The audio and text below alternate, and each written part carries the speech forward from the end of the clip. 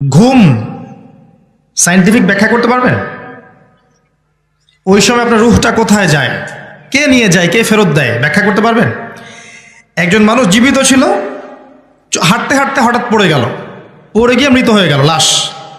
দেহের মধ্যে কিছু একটা ছিল, সেটা বের হয়ে গেছে। কি ছিল, তার নাম কি? রুহ বা আত্মা। ব্যাখ্যা করতে পারবেন? দেখা যায়?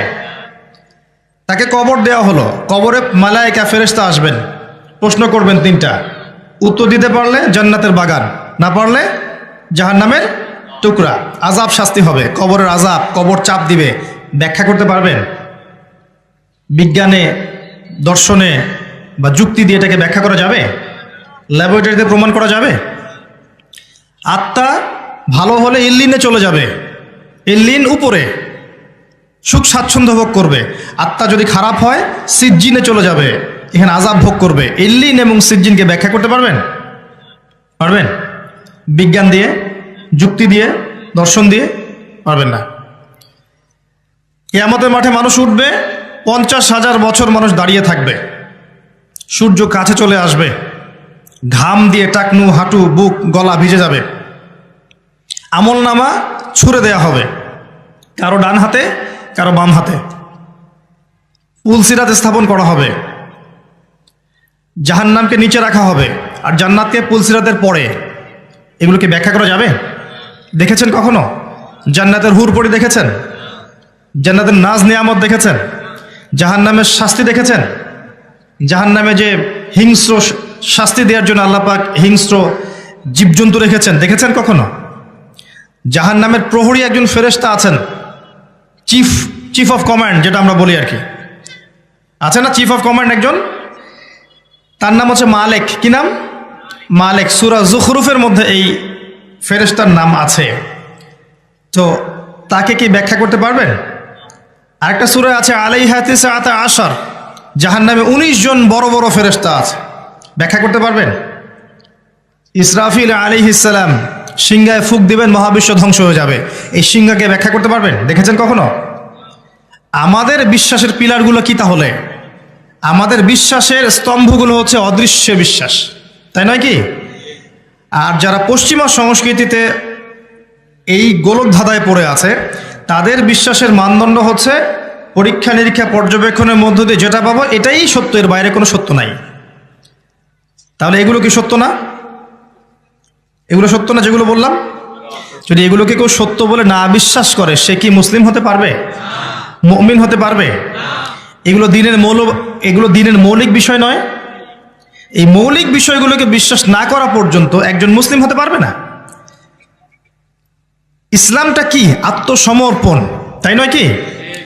আল্লাহ পাক ইসলামের কথা বলতে গিয়ে যার কথা সবার আগে নিয়ে আসছেন তার নাম হচ্ছে ইব্রাহিম আলাইহিস সালাম।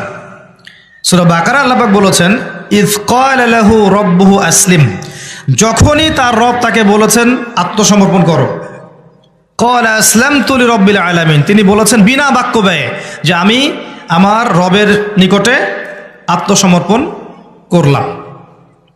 ইব্রাহিম আলাইহিস সালামকে বলা হচ্ছে স্ত্রী এবং সন্তানকে রেখে আসো ওই মক্কায়, ওখানে কোনো মানুষ নাই, কোনো শহর নাই, খাবার পানীয় কিছুই নাই। তিনি রেখে আসলেন, আল্লাহকে প্রশ্ন করলেন না। এই আদেশটার পিছনে যুক্তি কি, বিজ্ঞান কি, দর্শন কি, কারণ কি? প্রশ্ন করেছেন?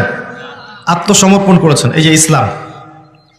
তাকে বলা হচ্ছে তোমার ছেলে দৌড়ানো শিখেছে, এখন দৌড়াতে শিখেছে, তাকে জবাই করতে হবে। কি করতে হবে? যুক্তিতে আসে? দর্শনে প্রমাণ করতে পারবে? বিজ্ঞানে আসবে? আসবে না। ইব্রাহিম আলাইহিস সালাম কি করলেন?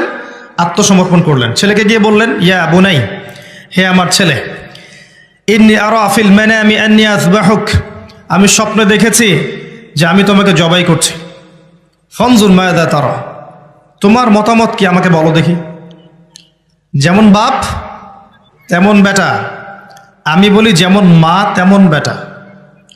কারণ এই সন্তান ইসমাইলকে তার বাবা মানুষ করেননি, বরং তার মা মানুষ করেছেন একা।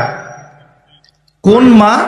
যেই মাকে ওই মরুভূমিতে রেখে আসা হচ্ছে, আর তিনি বলছেন আপনি কি আল্লাহর আদেশেই কাজ করছেন?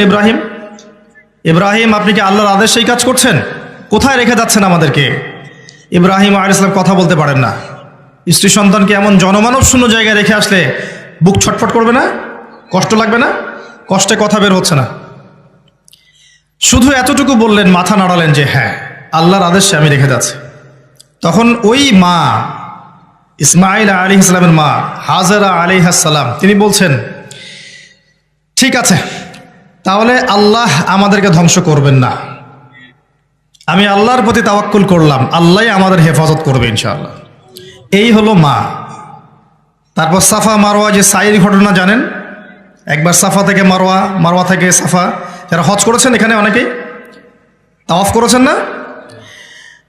যদি সাফা মারওয়া তাওয়াফ না, সাই, যদি সাফা মারওয়া সাই করার সময় এই ফিলিংসটা না আসে যেটা হাজেরা আলাইহিস সালামের সেই কাজ, তাহলে এটা জগিং হবে, তাই না? রুহটা পাবে না। ওখানকার শিক্ষাটা কি? এটা হচ্ছে হাজেরা আলাইহিস সালামের সেই স্মৃতি আল্লাহ পাক কিয়ামত পর্যন্ত রেখে দিয়েছেন। ওই যে এক মা তার সন্তানকে পানি পান করানোর জন্য ছুটেছেন, সেই যে দৃশ্যটা হৃদয় বিদারক, আল্লাহ পাক কিয়ামত পর্যন্ত দেখেন রেখে দিয়েছেন। দেখেন নাই? ওই যে ইব্রাহিম আলাইহিস সালাম শয়তানকে পাথর মারলেন না, মনে আছে? তিনি জবাই করতে যাচ্ছেন, তখন শয়তান ধোঁকা দিচ্ছে না, তখন তিনি পাথর ছুড়লেন। ওই যে পাথর ছোড়ার যে সংস্কৃতি, আমল, এটা কিয়ামত পর্যন্ত আল্লাহ পাক রেখে দিয়েছেন। রাখেন নাই? এই যে ছেলেকে জবাই করতে যাচ্ছেন, আল্লাহর পক্ষ থেকে অন্য একটা প্রাণী জবাই হলো না, সেই যে ঈদুল আজহার সেই সুন্নাত কিয়ামত পর্যন্ত থাকবে না?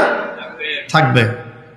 এভাবে আল্লাহ পাক আল্লাহর মনোনীত বান্দাদেরকে, আত্মসমর্পণকারী বান্দাদেরকে, তাদের আমলকে, তাদের আকীদা আদর্শকে যুগ যুগ ধরে টিকিয়ে রাখেন। বলেন সুবহানাল্লাহ। ইব্রাহিম আলাইহিস সালাম এখানে প্রশ্ন করেননি কেন, কি জন্যে, কি যুক্তি, কি দর্শন, কিচ্ছু না। আল্লাহ পাক আদেশ করেছেন, করে ফেলেছেন। তখন ওই ছেলে বলছে, ইসমাইল, ইয়া বাচি, হে আমার বাবা, ইফআল মা তুমার, আপনাকে যে আদেশ করা হয়েছে আপনি করুন। সাতাজিদুনি ইনশাআল্লাহু মিনাস সাবিরিন, ইনশাআল্লাহ আপনি আমাকে ধৈর্যশীল পাবেন। এরকম একটা ছেলে দেখাতে পারবেন এখন? পাবজি, ফ্রি ফায়ার, আপনার ফ্রি মিক্সিং, গার্লফ্রেন্ডের পেছনে সময় ব্যয় করা, সারা রাত পর্নোগ্রাফি দেখা, জুয়া খেলা, ক্যাসিনোতে যাওয়া, জেনা করা। জেনা তো বুঝেন, জেনার হিসেব নেই, কতগুলো মেয়ের সাথে অবৈধ সেক্স করেছে, হিসেব নেই। জেনা, পর্ন, মাদক, আপনার অহেতুক খেলতামাশায় ব্যস্ত থাকা, আপনার ইউটিউবে পড়ে থাকা, ফেসবুক নিয়ে পড়ে থাকা, সারাদিন অনলাইনে গোতাগুতি করা, পড়াশোনা করা মন দিয়ে না করা, ছাত্র জীবনেই মাদক সেবন শুরু করা, কিশোর গ্যাং তৈরি করা, এই কাজগুলো কারা করছে? যারা এই কাজগুলো করছে এরা কি অমুসলিম? এরা কি হিন্দু না বৌদ্ধ না খ্রিস্টান? এই যুব সমাজ, এই মুসলিম যুব সমাজ কি কখনো ইসমাইল হতে পারবে? শুধু আল কোরআনের আলো ঘরে ঘরে জালো স্লোগান দিলেই কাজ হবে না। যতক্ষণ পর্যন্ত আপনি এই বিপুল পরিমাণ সংখ্যক এই যুব সমাজকে, পরবর্তী প্রজন্মকে আল্লাহর দ্বীনের পথে ফেরাতে না পারছেন, ততক্ষণ পর্যন্ত শুধু স্লোগান দিয়ে কাজ হবে না। যখন প্রত্যেকটা যুবক কোরআন পড়তে জানবে, ইনশাআল্লাহ অর্থ বুঝবে, কোরআনের হকগুলো আদায় করবে, আদেশ মানবে, নিষেধগুলো বর্জন করবে, দেখবেন অটোমেটিকলি কোরআনের আলো ঘরে ঘরে জ্বেলে গেছে। অটোমেটিকলি, চাপ প্রয়োগ করতে হবে না আপনাকে। জ্ঞানের একটা বিপ্লব দরকার, পড়াশোনার একটা বিপ্লব দরকার এখন।